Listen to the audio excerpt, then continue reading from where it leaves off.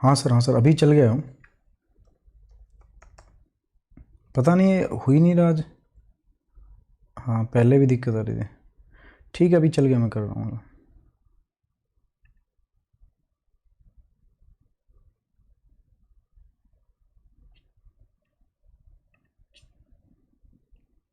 हाँ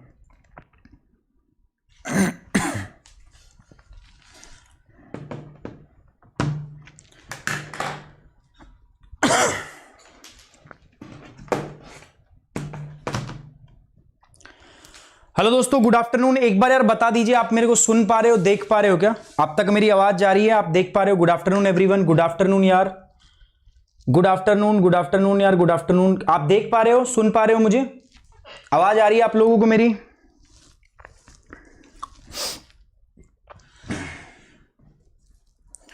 okay good afternoon यार। पता नहीं आज थोड़ा सा इशू चल रहा है, लोचा चल रहा है, उसमें भी उस ज्योग्राफी वाली क्लास में भी थोड़ा सा पंगा हो रहा था। आज अभी भी इसमें भी पंगा हो रहा है। तो आज YouTube का कुछ इशू ही चल रहा है। सब्सक्राइबर भी मतलब ऐसे दिखा रहा है कि आधे सब्सक्राइबर उड़ गए थे दिन में, तो कुछ आज प्रॉब्लम चल रही है YouTube के साथ। मैं लाइव नहीं जा पा रहा था।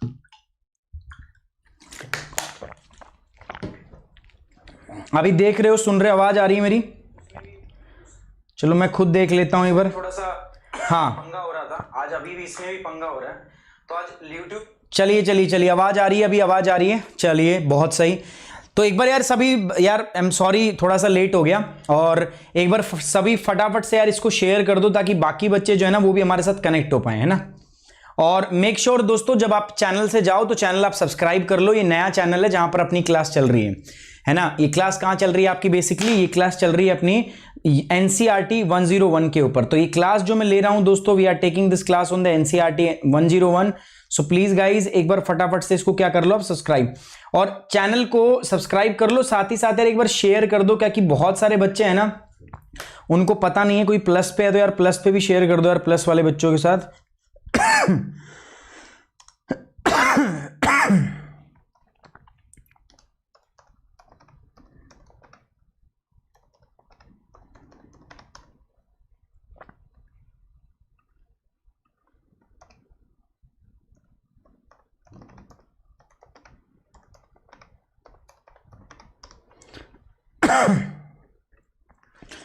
दोस्तों आज का जो टॉपिक है वो है गवर्नमेंट। ठीक है, गवर्नमेंट टॉपिक है आज, गवर्नेंस टॉपिक है जो आज हमें पढ़ना है। So let's start with the topic. ये एनसीईआरटी में 6 क्लास की करा रहा हूं आपको।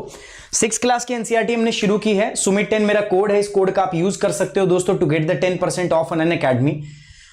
अनअकैडमी पर दोस्तों मेरा कोर्स जो है अभी आ रहा है प्लस के ऊपर, अनअकैडमी ऐप के ऊपर। आपको पता है हम आपको 2 प्लेटफॉर्म दे रहे हैं। अनअकैडमी जो है ये आपको 2 प्लेटफॉर्म दे रही है। पहला प्लेटफॉर्म होता है दोस्तों यूट्यूब प्लेटफॉर्म, और दूसरा प्लेटफॉर्म जो है दोस्तों वो है अनअकैडमी ऐप प्लेटफॉर्म। सो दोस्तों यूट्यूब प्लेटफॉर्म पे मैं आपके साथ में 4 चैनल से जुड़ा हुआ हूं, जो 4 अपने हैं। पहला है ज्योग्राफी 101 सिर्फ ज्योग्राफी के लिए, मैप 101 सिर्फ मैप के लिए, एनसीईआरटी 101 सिर्फ एनसीईआरटी के लिए, और करंट अफेयर 101 और सिर्फ ये किसके लिए दोस्तों? आपका ये करंट अफेयर के लिए। तो ये फायदा है, आपको कभी भटकना नहीं पड़ेगा, दिमाग में कंफ्यूजन नहीं होगा, जो क्लास जिसकी होगी वो वहीं पे मिलेगी। अनअकैडमी ऐप के ऊपर अगर मैं बात करूं तो यहां पर मिलती है हमें प्लस की क्लास, यहां पर मिलती है दोस्तों हमें स्पेशल क्लास, और यहां पर मिलती है दोस्तों हमारे क्विज। ठीक है, सो इन सब के लिए दोस्तों आप मेक श्योर आपने अनअकैडमी ऐप को डाउनलोड किया हो, और यहां पर जो प्लस सब्सक्रिप्शन होता है, अगर आपको लग रहा है कि यार हाँ सर के साथ लग के हमारा काम हो सकता है, तो दोस्तों मेरा कोर्स आ रहा है दोस्तों most probably from the 28th of October. और जाइए फटाफट से अनअकैडमी को सब्सक्राइब कर लीजिए दोस्तों। अनअकैडमी को सब्सक्राइब करते समय आप कोड यूज करेंगे, और कोड क्या यूज करेंगे दोस्तों? आपको कोड यूज करना है सुमित 10। सुमित 10 कोड जो है, इस कोड को आपको इस्तेमाल करना है, और अनअकैडमी को क्या करना है दोस्तों? सब्सक्राइब करना है। दोस्तों आज का जो चैप्टर था हमारा, पहला जो चैप्टर है दोस्तों, जो 3rd चैप्टर है जो हम पढ़ रहे हैं, आपका तीसरा चैप्टर जो है वो है गवर्नमेंट। ठीक है, व्हाट इज गवर्नमेंट, ये टॉपिक है। तो आप देख पा रहे हो मेरे साथ स्क्रीन के ऊपर, what is the government, government क्या है। ठीक है, तो हमने वर्ड गवर्नमेंट बहुत बार सुना है, बहुत जगह पे इस गवर्नमेंट वर्ड को मेंशन किया जाता है। आपको जब ये वर्ड सुनता है तो आपको क्या लगता है? देखो दोस्तों बहुत सारे काम होते हैं एक देश में जो करने होते हैं, है ना। रोड बनाना, स्कूल बनाना, अस्पताल बनाना, प्राइस बढ़ना है, बढ़ रहे हैं प्याज के, तो प्राइस के प्याज को कम करना, ठीक है। ये बहुत सारे काम होते हैं जो दिन प्रतिदिन में किसी को करने। अगर मैं बात करूं तो रोड कौन बनाएगा, बताओ कौन बनाता है रोड दोस्तों? आप तो पता है आपको, रोड बनाने के लिए कौन होती है दोस्तों? सरकार, है ना। सरकारी हॉस्पिटल कौन बनाती है दोस्तों? गवर्नमेंट। गवर्नमेंट हॉस्पिटल बनाती है, तभी तो इलाज होता है हमारा। उसके बाद में जो कानून व्यवस्था है उसको कौन बनाती है दोस्तों? कानून व्यवस्था को बनाने के लिए हमारे पास फिर भी क्या है दोस्तों? एक फिर से गवर्नमेंट।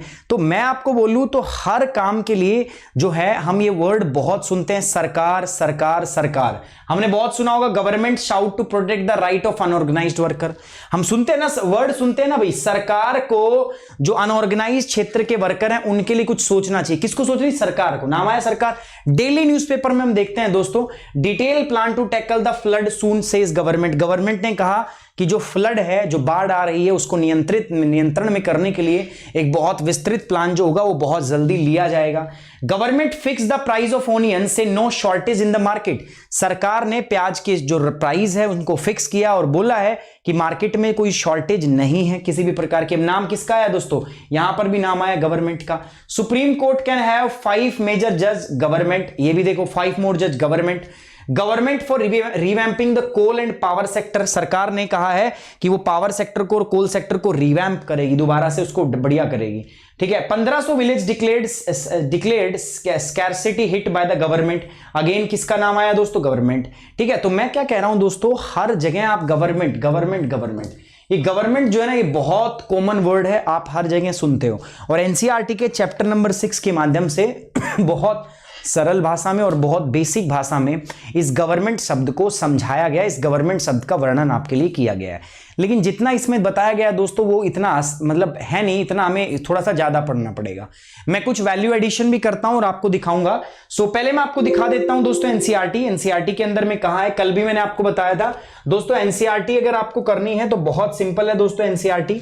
सो एनसीईआरटी के लिए आपको कुछ नहीं करना, एनसीईआरटी लिखेंगे आप, ऐसा बन के आएगा, इस पे जाके क्लिक करना है, वेबसाइट खुलेगी एनसीईआरटी की और ऑफिशियल एनसीईआरटी, ठीक है। इस पे जाइएगा, नीचे जाएंगे, यहां पर आएगी टेक्स्ट बुक, टेक्स्ट बुक पे क्लिक करोगे, इसके बाद आएगा ई बुक, ई बुक पे क्लिक करोगे, यहां पर आया पीडीएफ 1 2 लेके, यहां आपको डालना है क्लास का नाम, क्लास है 6। इसके बाद सब्जेक्ट, सब्जेक्ट मेरे पास क्या है? Social studies. टाइटल क्या है बुक का अपने पास? बुक का टाइटल है हमारे पास अपना जो आज सोशल एंड पॉलिटिकल लाइफ, गो पे जाते हैं। इसके बाद ये हमारे पास में आ जाती है। अब हम चैप्टर कौन सा पढ़ रहे हैं? चैप्टर नंबर 3 पढ़ रहे हैं आज। और चैप्टर नंबर 3 देखो दोस्तों, ये रहा आपके समक्ष, ठीक है, ये रहा आपके सामने। चैप्टर नंबर 3 जो है ये क्या है दोस्तों हमारे पास? दिख रहा है आपको? गवर्नमेंट। सो चैप्टर नंबर 3 जो है that is government, government topic है। चैप्टर नंबर 3 जो हम पढ़ रहे हैं दोस्तों, दिस इज द गवर्नमेंट। अब ये जो गवर्नमेंट का टॉपिक है ये हमें पढ़ना है, चाहे तो हम इसका जो है पीडीएफ भी डाउनलोड कर सकते हैं, अपने को यहाँ पे पीडीएफ भी मिल जाएगा। आप जब करोगे तो यहां से दोस्तों आप पीडीएफ भी इसका डाउनलोड कर सकते हो, ठीक है। ये डाउनलोड का ऑप्शन आया, सो पीडीएफ हमने इसका कर लिया है डाउनलोड, ठीक है। चलो छोड़ो, अभी पीडीएफ नहीं देखते, अभी मैं जस्ट आपको दिखा देता हूं। यूनिट नंबर 3 है आपका गवर्नमेंट, ठीक है। अब समझो गवर्नमेंट में क्या क्या चीजें हैं दोस्तों, मैं आपको बता रहा हूं, और पूरा कुछ भी नहीं है गवर्नमेंट के अंदर में।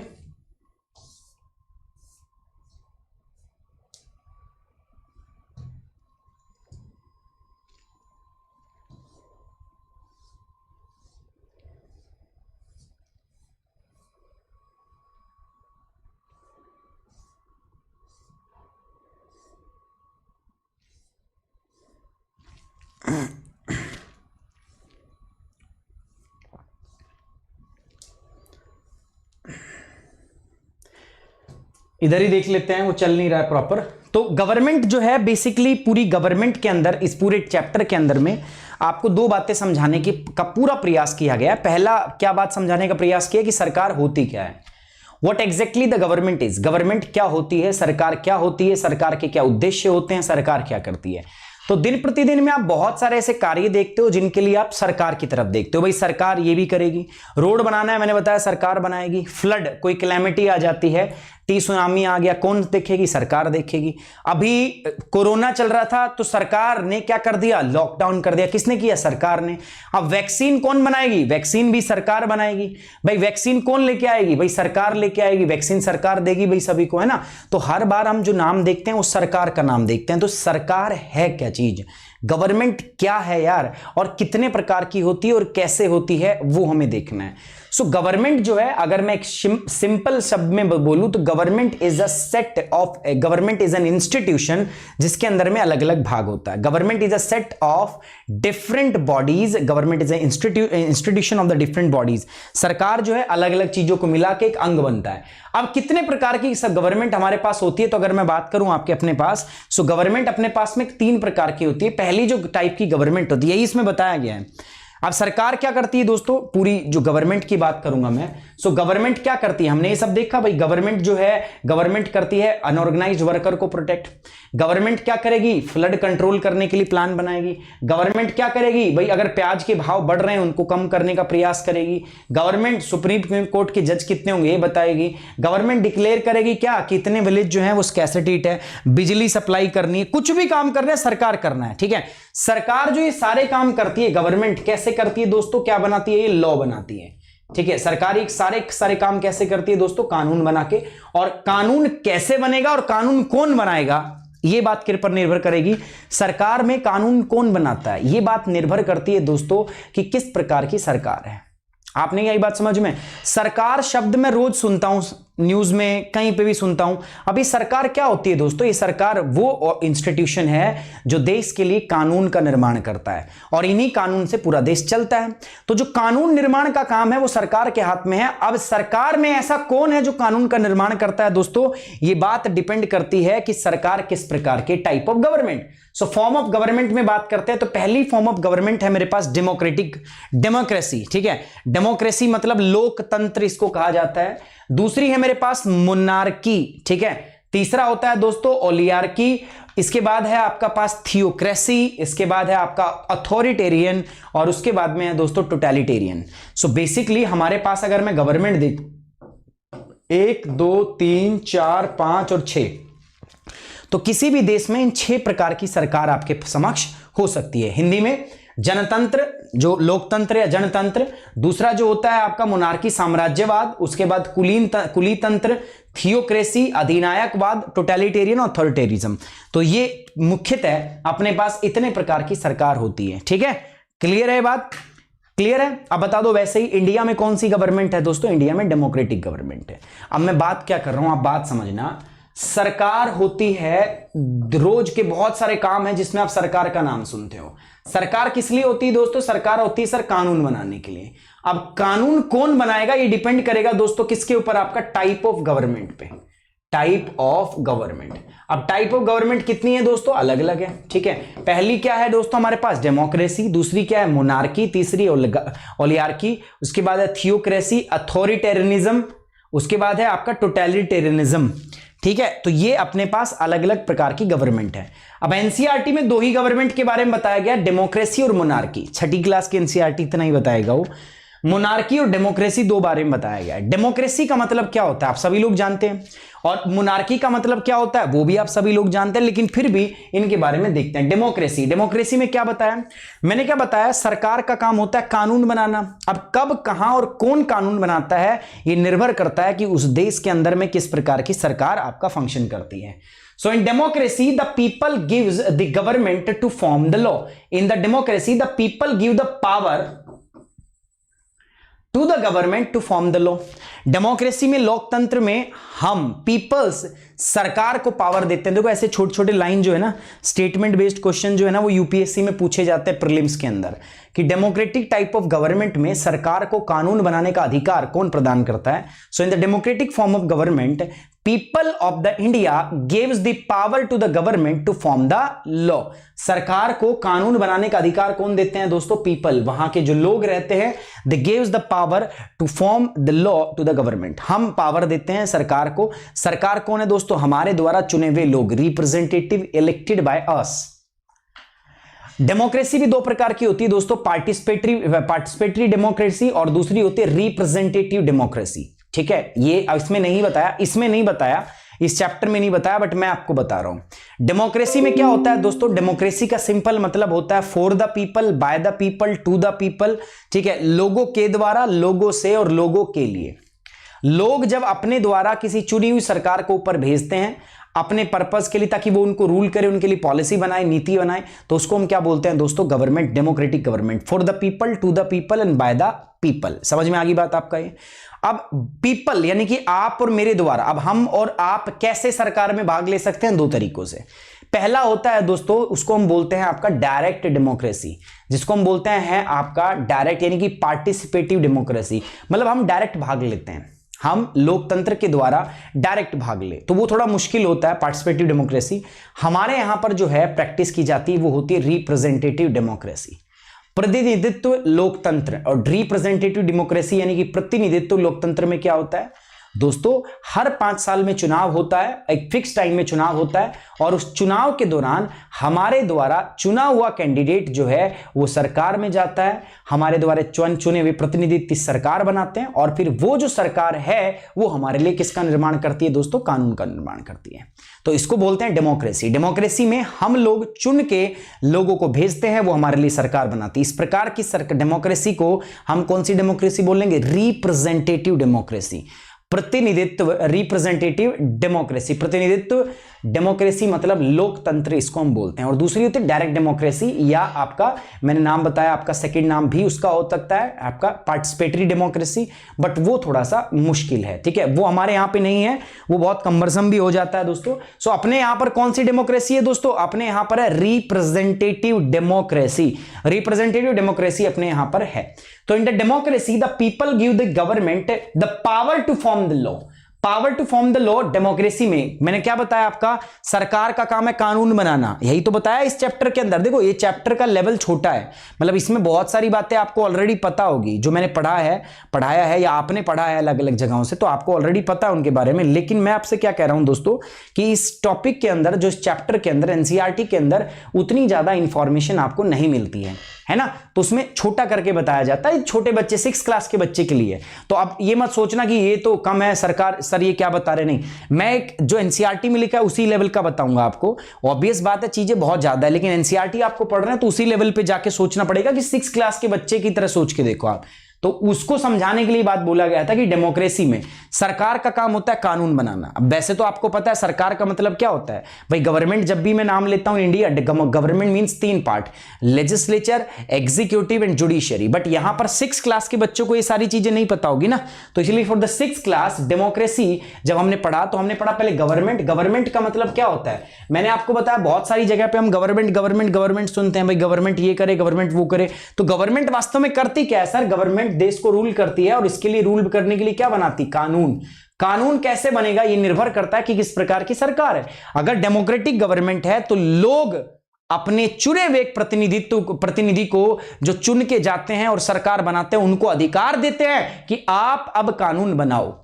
कानून बनाने का अधिकार डेमोक्रेटिक फॉर्म ऑफ गवर्नमेंट में कौन देता है? लोग देते हैं। किनको देते हैं? जिन्होंने उनको चुन के भेजा हुआ है, ठीक है, जिनको उन्होंने चुन के भेजा हुआ है। जैसे प्रधानमंत्री नरेंद्र मोदी और उनके अन्य मंत्रिमंडल के सदस्य जो हैं वो हमारे लिए अभी कानून बनाते हैं नेशनल लेवल पर, यूनियन लेवल पर, है ना। क्यों? क्योंकि हमने उनको चुन के वहां पर भेजा हुआ है। तो इसको बोलते हैं हम आपका पार्टी रिप्रेजेंटेटिव डेमोक्रेसी। हमने डायरेक्ट हिस्सा नहीं लिया, लेकिन हमने क्या किया, अपने बिहाफ पे कुछ लोगों को चुन दिया और वो हमें वहां रिप्रेजेंट कर रहे हैं। भारत देश के पूरे एक नेता, प्रधान नेता किसको चुना हुआ है? नरेंद्र मोदी को। और नरेंद्र मोदी भारत को रिप्रेजेंट करता है कहां पर? इंटरनेशनल फोरम पे, है ना। So in the democracy the people give the government to form the law, ठीक है। They do this through the election to which they vote for particular person and elect them. और इसमें होता क्या है दोस्तों? इसमें सिंपल बात होती है, कुछ ज्यादा नहीं है। इसके अंदर में क्या होता है, हर 5 साल में चुनाव होता है, और चुनाव के दौरान आप एक पर्टिकुलर कैंडिडेट को, एक पर्टिकुलर पर्सन को आप अपना वोट देते हो और उसको आप अपना प्रतिनिधित्व चुन लेते हो। ठीक है, समझ में आ रही है बात आपको? Once elected these person, they form the government।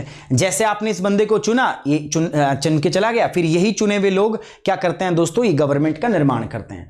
In a democracy the government has to explain its action and defend its decision to the people.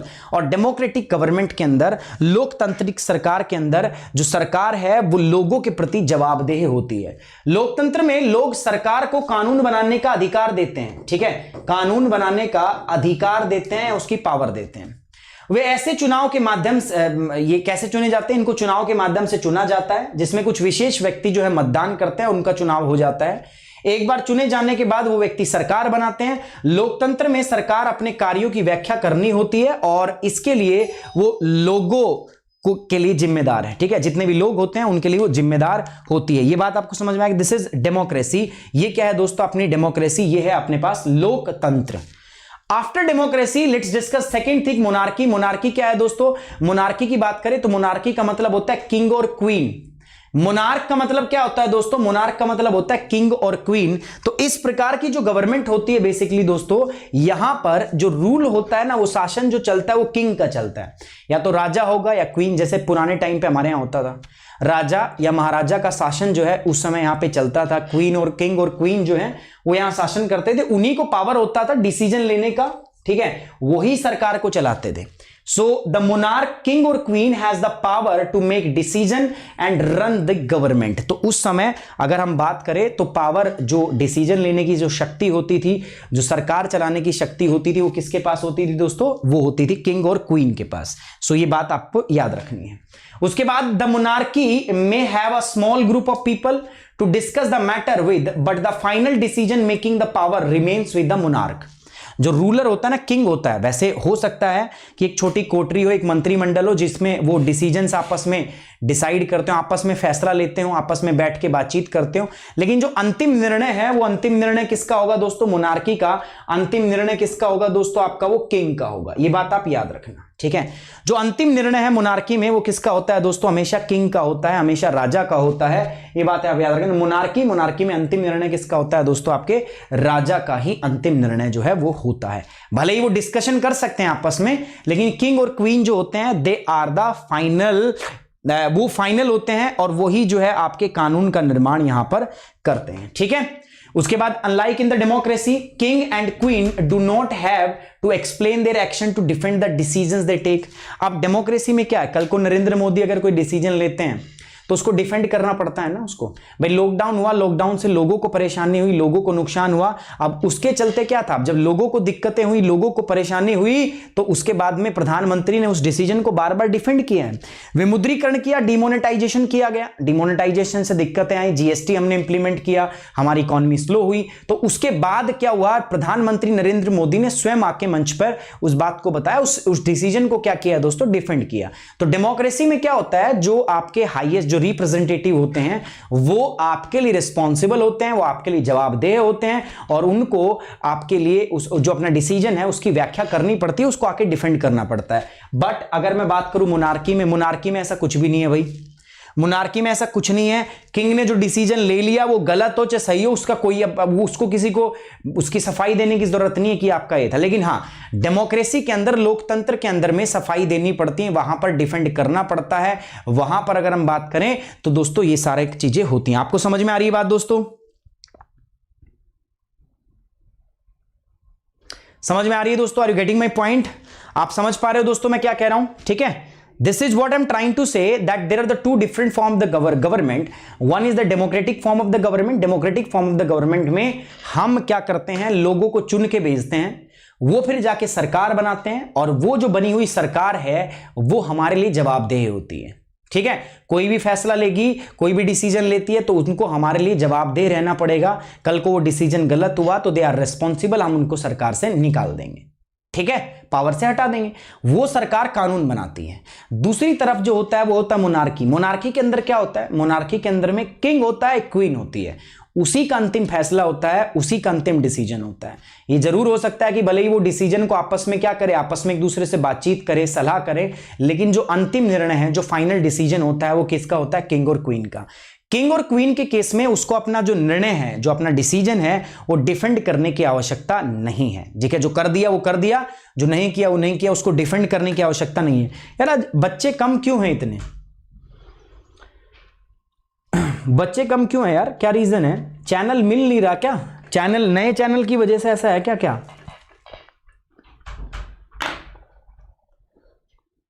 क्या लगता है भाई?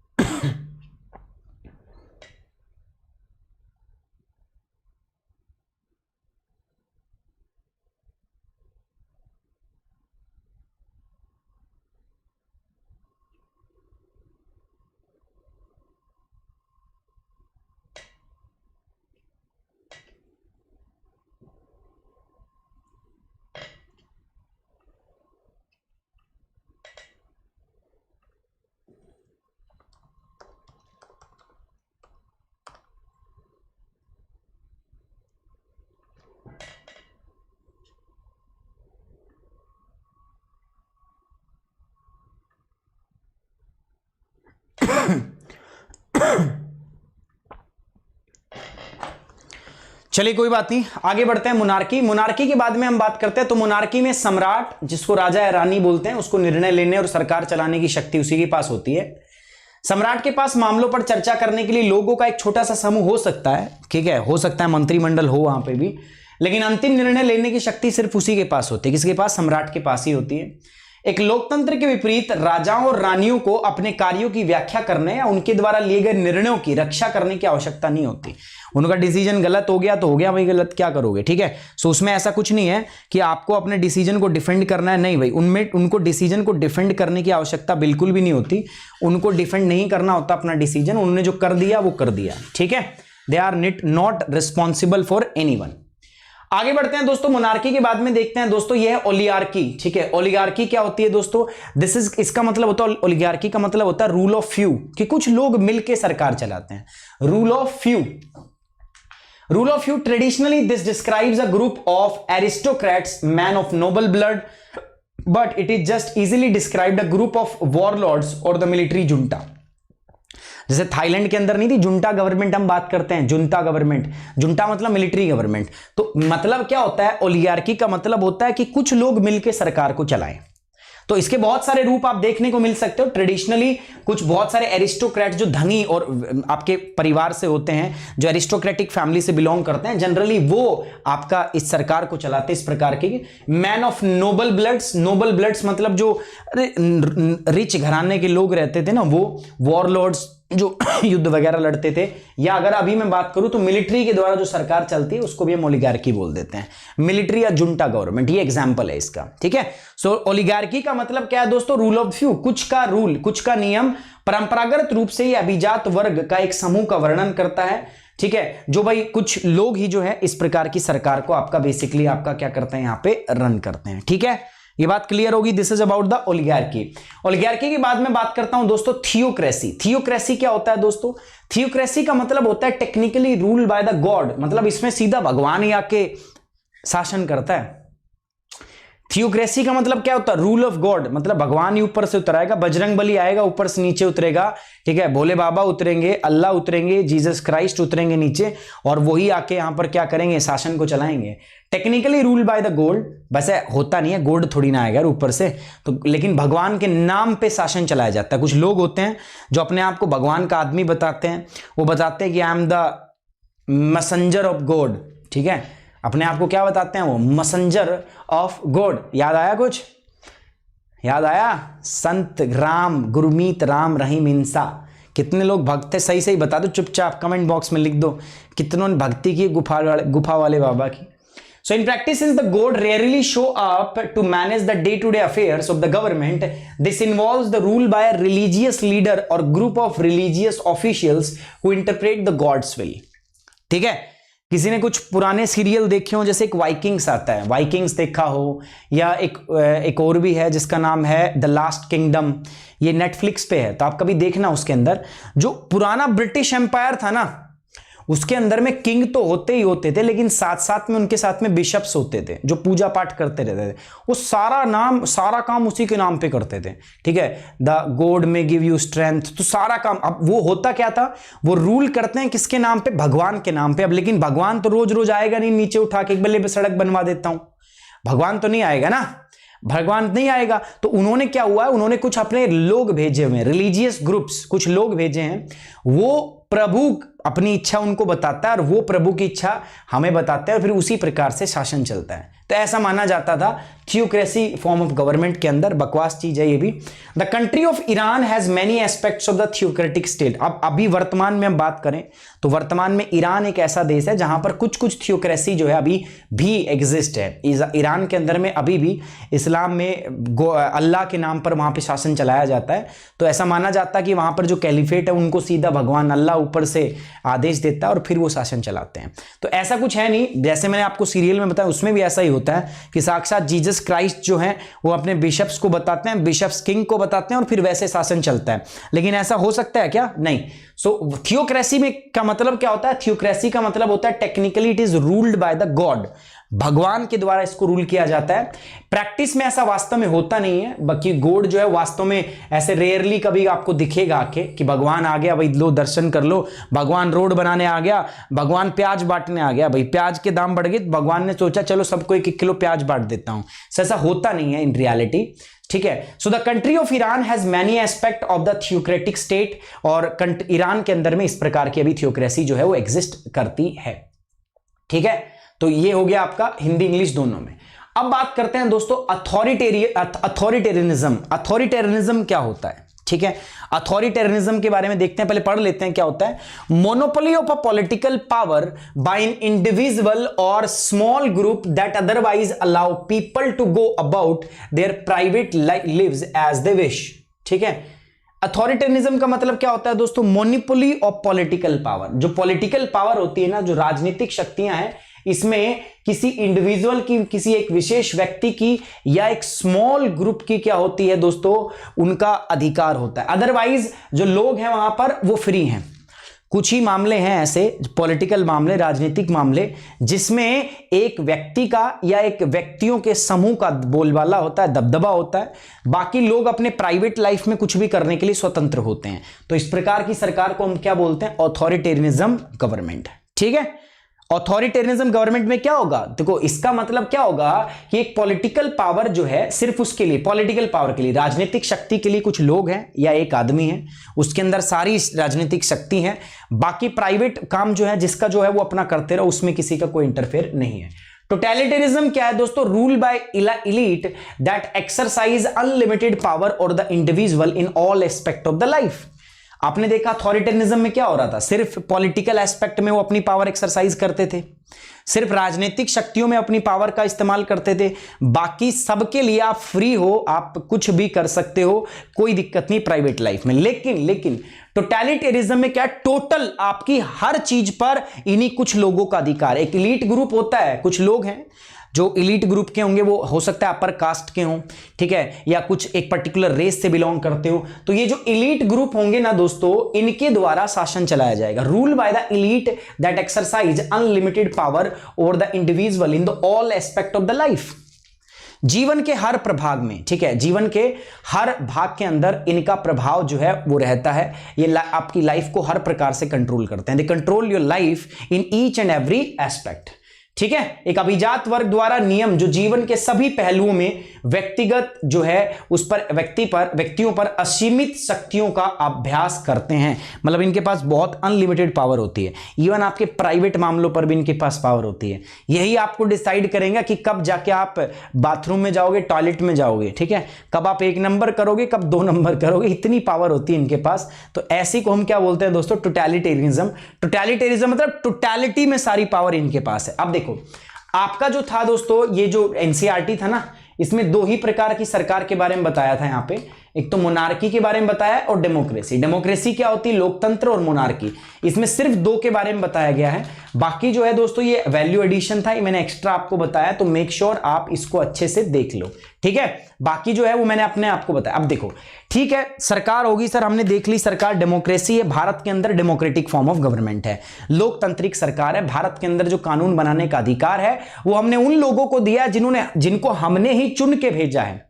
भाई हमने पार्टिसिपेटिव डेमोक्रेसी को फॉलो किया है, आपका प्रतिनिधित्व, आपका लोकतंत्र को हमने फॉलो किया है, जिसके तहत हम कुछ लोगों को चुनकर भेजते हैं और वो चुने हुए लोग हमारे बिहाफ पर रूल बनाते हैं, कानून बनाते हैं।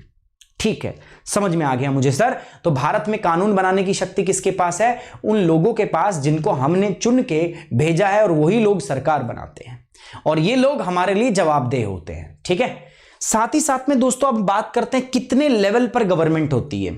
तो भारत में अगर हम बात करें तो भारत में 3 स्तर पर सरकार जो है वो काम करती है। रोड बनाने का काम 3 स्तर पर हो सकता है। पहला, सो मैं form of government, level of government की बात करता हूं कि कितने लेवल पर सरकार जो है वो आपका हो सकती है दोस्तों। सो जो पहला लेवल है गवर्नमेंट का, सरकार का, वो कौन सा है दोस्तों, द यूनियन गवर्नमेंट। यूनियन का मतलब क्या होता है, केंद्र सरकार। तो पहला तो केंद्र लेवल पर होती है, तो उसको हम क्या बोलते हैं आपका दोस्तों, केंद्र सरकार। पहली सरकार केंद्र सरकार, यही है उसमें। और केंद्र सरकार का मतलब क्या होता है, यूनियन गवर्नमेंट का मतलब क्या है आपके पास, इंडियन गवर्नमेंट, भारत की सरकार। यही लिखा हुआ है एनसीईआरटी के अंदर, ठीक है। लेकिन उसमें पूरा बड़ा बड़ा कुछ कुछ लिखा है, कहानियां बनी हुई है, मैं आपको पूरा कॉन्सेप्ट से समझा रहा हूं। दूसरा है दोस्तों उसमें स्टेट गवर्नमेंट।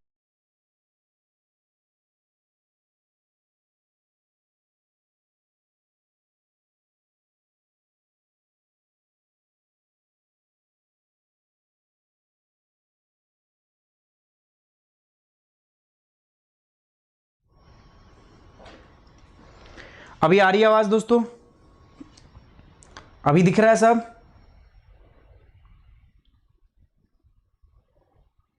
अभी दिख रहा है? यार आज सुबह से YouTube में प्रॉब्लम हो रही है, तो शायद अगली क्लास हम एनसीईआरटी जो हिस्ट्री वाली क्लास है तो शायद वो आज ना करें, ठीक है। तो हो सकता है क्योंकि बहुत प्रॉब्लम हो रही है यार, YouTube में बहुत किचकिच हो रही है ना। बार बार आप देख ही रहे हो, स्टार्टिंग में लाइव नहीं चल रहा हो पा रहा था। कोई बात नहीं, कोई बात नहीं, चलिए आ जाते हैं। लेवल ऑफ गवर्नमेंट की बात करते हैं। तो गवर्नमेंट कितने प्रकार की हो रही है यहां पर? यूनियन गवर्नमेंट, दूसरा स्टेट गवर्नमेंट और तीसरा क्या है मेरे पास? Local government.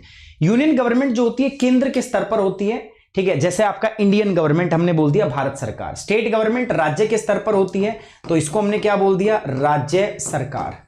और तीसरी जो होती है हमारी वो लोकल गवर्नमेंट है। लोकल का मतलब क्या है? इसका मतलब है स्थानीय सरकार, ठीक है। स्थानीय लेवल पर होती है, इसको हम बोलते हैं स्थानीय सरकार, लोकल गवर्नमेंट। तो गवर्नमेंट हमारे पास 3 स्तर पर होती है।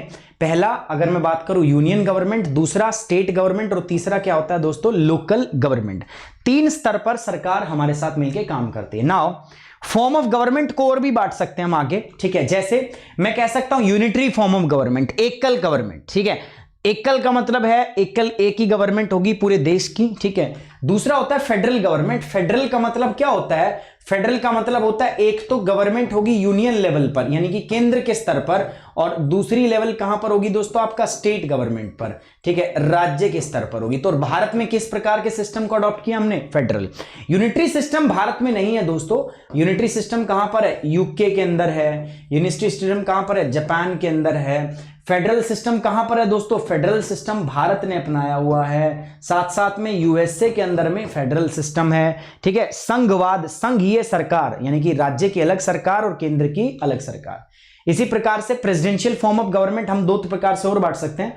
प्रेसिडेंशियल मतलब राष्ट्रपति शासन, जो राष्ट्रपति प्रकार की प्रणाली जो यूएसए में होती है, ठीक है, जो आपका यूएसए के अंदर आपकी प्रैक्टिस की जाती है। और पार्लियामेंट्री फॉर्म ऑफ गवर्नमेंट जिसको हम बोलते हैं संसदीय सरकार।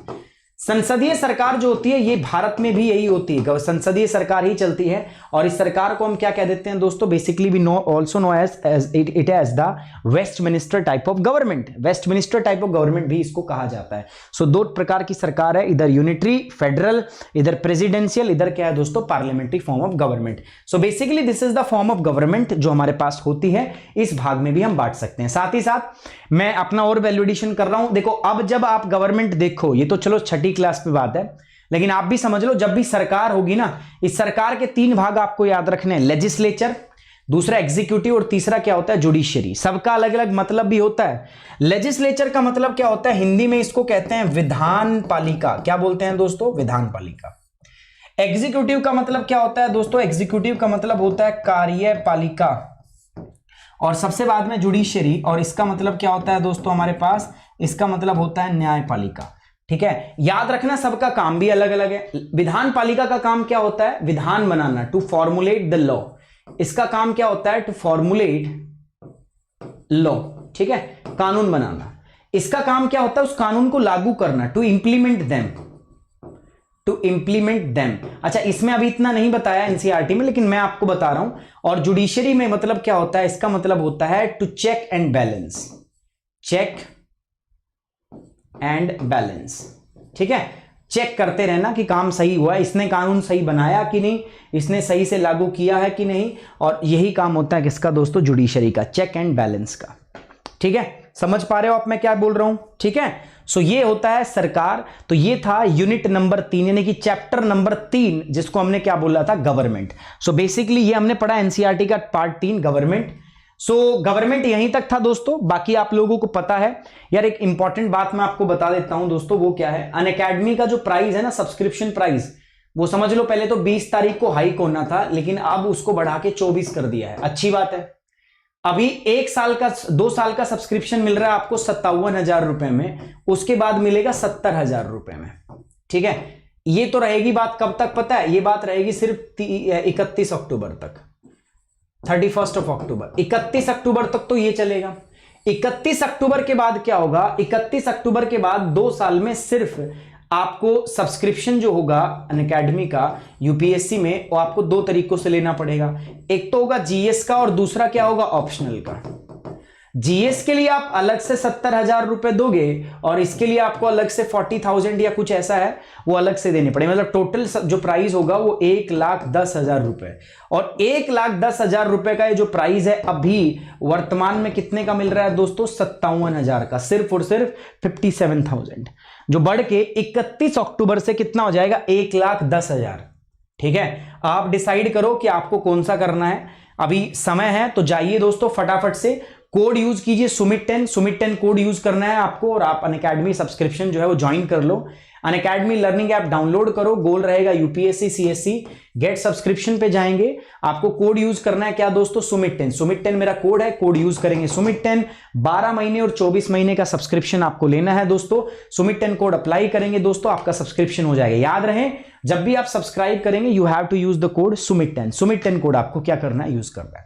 On this note we are ending this session. Thank you very much. Take care. Bye bye. जय हिंद। और शायद हिस्ट्री की क्लास ना हो क्योंकि यार प्रॉब्लम चल रही है, मैं आपको नोटिफाई कर दूंगा, नोटिफिकेशन दे दूंगा मैं आपको टेलीग्राम ग्रुप के ऊपर, ठीक है। चलिए टेक केयर, बाय बाय, जय हिंद।